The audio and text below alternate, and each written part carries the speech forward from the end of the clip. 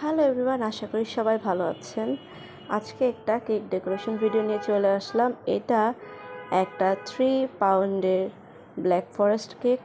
যিনি অর্ডার করেছেন তিনি আমার রিপিট কাস্টমার। উনি আগেও আমাদের কাছ থেকে কেক অর্ডার করেছেন তার মেয়ের প্রথম বার্থডে উপলক্ষে।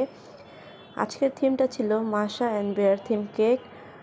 আর আমি এই কেকটাকে 4টা স্লাইসে ভাগ করে নিয়েছি, যেহেতু কেকটা একটু হাইটের মধ্যে রয়েছে।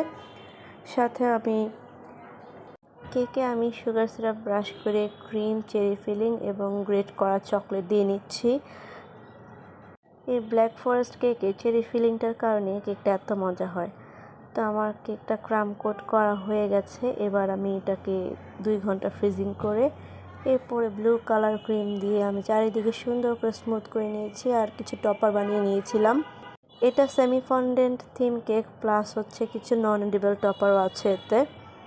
কেকের নিচের সাইডে যে টপারগুলো রয়েছে এগুলো ফন্ডেন্টের প্লাস নন এডিবল টপারের নিচেও আমি ফন্ডেন্টের টপারগুলো দিয়েছি যাতে নন এডিবল টপারগুলো ভিজে না যায়।